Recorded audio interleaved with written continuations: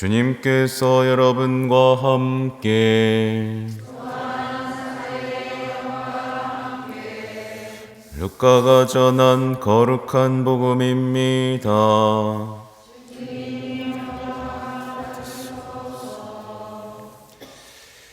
예수님께서 예루살렘으로 가시는 길에 사마리아와 갈릴레아 사이를 지나가시게 되었다. 그분께서 어떤 마을에 들어가시는데 나병 환자 10사람이 그분께 마주왔다. 그들은 멀찍이 서서 소리를 높여 말하였다. 예수님, 스승님, 저희에게 자비를 베풀어 주십시오. 예수님께서는 그들을 보시고 가서 서재들에게 너희 몸을 보여라 하고 이르셨다. 그들이 가는 동안에 몸이 깨끗해졌다. 그들 가운데 한 사람은 병이 나은 것을 보고 큰 소리로 하느님을 찬양하며 돌아와 예수님의 발 앞에 엎드려 감사를 드렸다. 그는 사마리아 사람이었다. 그러자 예수님께서 말씀하셨다. 10사람이 깨끗해지지 않았느냐? 그런데 9은 어디에 있느냐? 이 외국인 말고는 아무도 하느님께 영광을 드리러 돌아오지 않았단 말이냐? 이어서 그에게 이르셨다. 일어나 가거라. 내 믿음이 너를 구원하였다. 주님의 말씀입니다.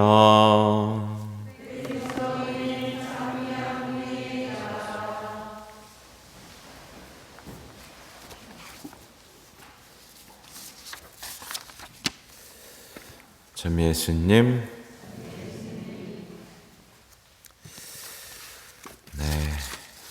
여러분은 믿음으로 구원 받으셨습니까? 네. 감사할 것이 넘쳐납니까? 네. 아마 어떤 분들은 내 믿음으로 구원을 받았나? 라는 생각을 하시는 분들도 있고요. 감사한 것이 있냐고 물으면 이렇게 고민해야 되고 생각해야 되면서 잘 떠오르지 않는 분도 있을 겁니다. 그렇죠? 아주 심각한 상황이라는 것을 알려드리면서 오늘 복음을 보면요. 이제 예수님께서는요, 갈릴레아와 사마리아 사이를 지나가시다가 나병 환자 10명과 마주하게 되죠. 이 나병 환자들은 우리나라의 역사에서도 아시겠지만 이렇게 사람들에게서 쫓겨나서 살았죠. 그렇죠? 그래서 우리나라도 이 소록도에 이 나병 환자들이 모여서 살았죠. 이들의 삶의 역사를 들어보면 정말 부모에게도 버림받고, 그렇죠? 그냥 완전히 버림받은 인생, 스스로도 버림받았다. 나의 인생에 대해서도 그렇게 사셨던 분들이죠. 근데 우리는 어떨까요? 우리도요, 사실은 주님을 만나기 전까지는 누구나 나병 환자입니다. 맞죠? 치유와 사랑이 필요한 소외된 나병 환자예요. 그러니까 영적인 나병 환자죠. 왜냐하면 그 누구도 예외일 수 없는 게 뭐냐면 요즘에 작은 상처만 받아도 어때요? 마음이 썩어 문드러지죠? 모습을 찾아볼 수 없을 정도로 문드러지죠. 그리고 아주 작은 어떤 문제가 생겨도 소외되고, 그렇죠? 홀로 쓸쓸하게 살아갑니다. 그런데 많은 이들이 어때요? 이런 자신의 비참함을 숨긴 채 외롭고 고통스러운, 어떻게 보면 위선과 거짓의 인생을 살아갑니다. 아니면 죄만 많이 짓든가. 그렇죠? 이 치유법은 오늘 복음에 나오는 것처럼 대단히 간단합니다. 오늘 복음 속 나병 환자들처럼 주님의 이름을 부르는 거예요. 진실한 마음으로 주님의 이름을 부르고 자신의 비참함을 고백하면서 예수님께 저는 자비가 필요한 죄인입니다 라고 힘차게 고백하는 거예요. 그러면 어때요? 낫습니다. 그분은 예외 없이 낫게 해주실 겁니다. 근데 많은 분들이 나요, 안 나요? 안 나요. 안 납니다. 왜냐하면 사실은 아까 말씀드린 대로죠. 진실하게 주님의 이름을 부르지도 않고요. 자신의 어떤 비참함을 솔직히 드러낼 용기도 없고요. 왜 자비를 청해야 되는지도 모르기 때문에 그렇습니다. 말하자면 자신의 죄에는 완전히 무뎌진 채 주님 자비를 베푸소서라고 말은 하지만 자비가 왜 필요한지 모르면서 이 자리에 와 있기 때문이죠. 이렇게 단순한 믿음은요, 우리를 구원하는데 사람들은 성당에 나오면서도 이런 단순한 믿음보다는 이미 거짓과 사기로 드러난 세상의 사람들의 삶, 이 무신론적인 삶을 사실은 살아갑니다.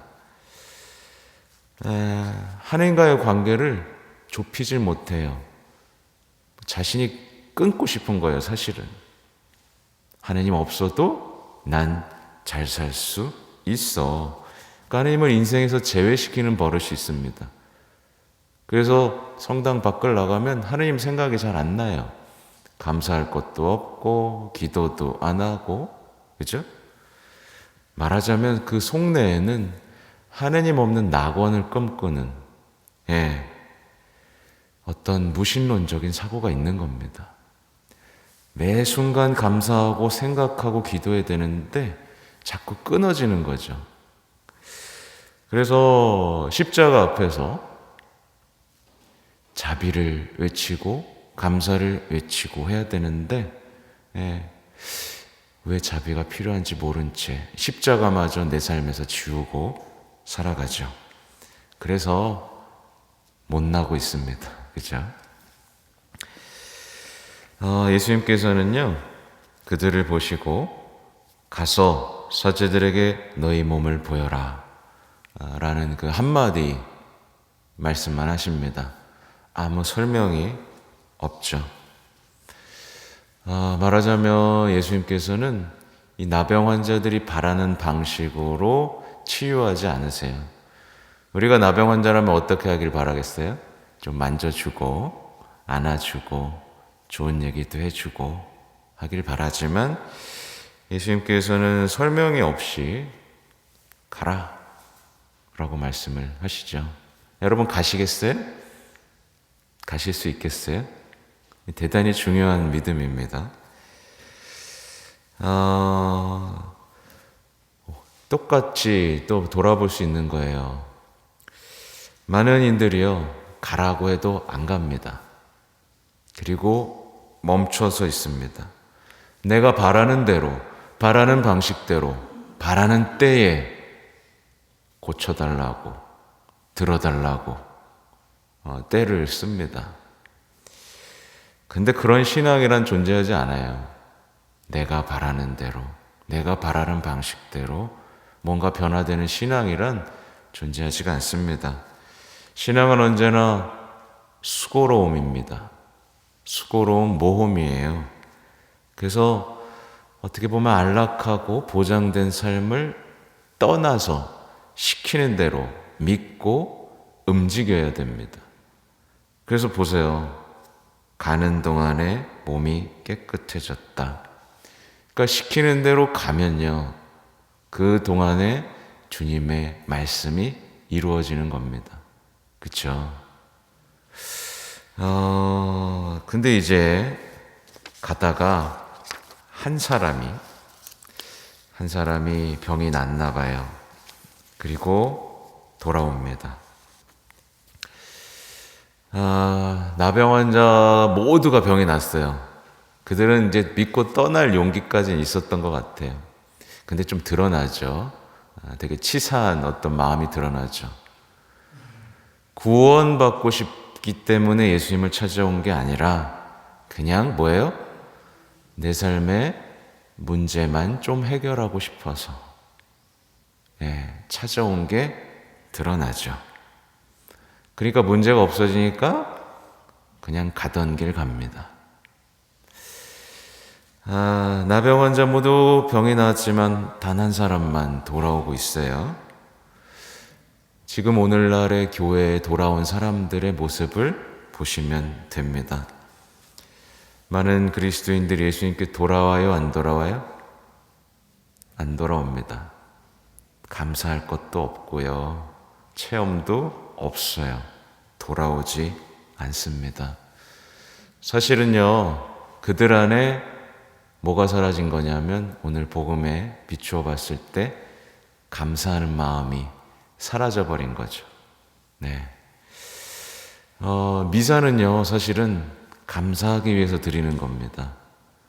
그러니까 일주일 동안 이것도 감사, 저것도 감사 하다가 오늘 돌아온 거예요. 주님, 감사합니다. 엎드려 주님께 감사를 드리는 거죠. 그래서 제가 물어본 겁니다. 감사할 게 있으시냐고. 우리는요, 반드시 기억해야 돼요. 어떤 사람의 마음 안에서 예수님을 향한 감사가 사라지고 있잖아요. 그러면 그 감사가 사라진 자리에는 반드시 잡초가 자랍니다. 뭐가 자라겠어요? 뻔하죠? 미움도 자라고요. 불평도 자라고요. 분노도 자라고요. 슬픔도 자라고요. 우울도 자라고요. 외로움, 우울, 그죠? 원망도 자라나기 시작합니다. 그래서 그 사람의 가슴 속에는 감사할 것이 없어요. 감사하죠, 뭐. 이렇게 얘기는 잘합니다. 근데 감사가 늘 입에 떠나는 게 아니라 어쩌다가 자기가 원하는 것을 얻을 때만 감사하다고 말을 하죠. 근데 어떤 사람의 삶에서 감사가 사라진 건 곧 그는 영적인 나병 환자가 된 것이고 다시 병에 걸린 것이고 구원과도 멀어진 겁니다. 한참 멀어진 거예요. 그러니까 지금 감사하는 마음이 없다면 구원과도 멀어져 있다라는 위기의식을 가지셔야 됩니다. 이에 대해서 우리 프란시스코 교황님은 대단히 아름다운 말씀으로 이 돌아온 나병 환자의 삶에 대해서 표현을 이렇게 하셨어요. 구원은 건강을 유지하기 위해 한 잔의 물을 마시는 게 아니라 샘이신 예수님께로 가는 것입니다.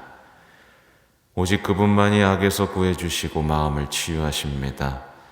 오직 그분과의 만남이 우리를 구원하고 삶을 완성시키며 아름답게 해줍니다. 예수님을 만날 때 감사가 저절로 생깁니다. 삶에서 가장 중요한 것을 발견하기 때문입니다. 은총을 받거나 불행을 해결하는 것이 아니라 생명의 주님을 깨닫는 것입니다. 되게 아름답죠? 그러니까 물 한 잔만 먹고 가는 사람이 있는가 하면 생명의 샘, 그렇죠? 구원의 샘으로 돌아와 늘 충만하게 사는 사람이 있는 거죠. 그렇죠? 이게 없으면요, 신앙생활은 정말 팍팍하고 메마른 삶이 되겠죠.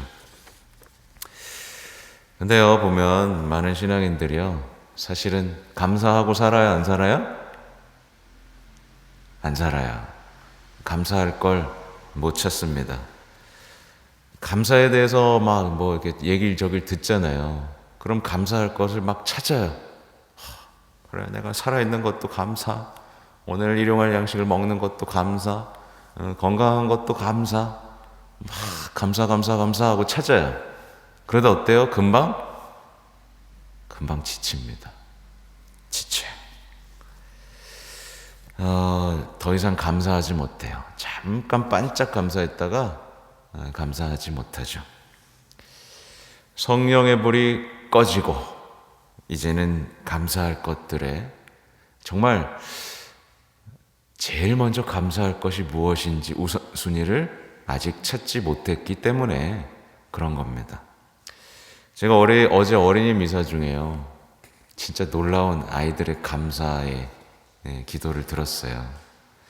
뭐냐면 애들한테 이제 감사할 거 발표해 볼까요? 라고 했더니 아이들이 뭐라고 하냐면 죄를 용서받을 수 있게 해주셔서 감사합니다 라고 말했습니다. 가장 근본적인 감사를 아이들이 찾은 거예요. 예수님이 세상에 오셔서 십자가에 못 박혀지지 않았다면 그 자비의 샘은 터지지 않았을 것이고 우리는 주님께 용서를 청할 주님의 이름으로 용서를 청할 수 없었겠죠. 그래서 자비를 청하는 것은 정말 감사하는 행위인 동시에, 그죠? 정말 아름다운 행위입니다. 또 아이들이 뭘 감사했냐면 천국을 마련해 주셔서 감사하다고 했어요. 그러니까 구원을, 천국을, 영원한 생명을 우리가 갈 수 있게 해주셔서 감사하다고. 그러니까 어제는 제가 뭐에 홀린 것처럼 아이들이 저를 또 막 쫓아다니면서 또 뭐라 그랬는지 아세요? 신부님, 성모님한테 저도 왕관 좀 달라고 해주세요. 신부님, 저 예수님한테 십자가 좀 달라고 해주세요. 막 이러는 거예요, 어제는. 제가 어제는 천사들과 함께 하지 않았나 생각이 듭니다. 우선순위를 찾으셔야 돼요. 예수님께 제일 감사해야 될 걸 찾으셔야 됩니다. 예수님의 이름으로 용서를 청할 수 있게 해주셔서 감사합니다. 제가 기도할 수 있게 해주셔서 감사합니다. 감히 기도를 어떻게 합니까? 이 위대한 하나님 앞에서, 전능하신 하나님 앞에서 기도할 수 있다는 것도 감사고요. 예수님, 저희가 마음껏 사랑하고 용서할 수 있게 해주심에 감사합니다. 예수님이 없었다면 우린 사랑할 수 없었어요. 왜 사랑해요? 손해인데. 그죠? 예수님, 저에게 어머니를 주셔서 감사합니다. 감사할 것이 넘쳐납니다. 근데 우리는 언제만 감사하냐? 자식 대학에 붙게 해주셔서 감사합니다. 뭐 이런 거. 월급 많이 받게 해주셔서 감사합니다. 뭐 이런 우선순위 없이 그런 거 찾으니까 자꾸 신앙이 시들해지는 거예요. 그건 그냥 긍정적인 생각에 불과합니다. 우리가 신앙에서 감사의 우선순위를 찾고 십자가 앞에서 그분께 감사할 수 있다면 이제 앞으로 겪게 되는 모든 일에도 감사할 수 있게 되죠. 그렇죠?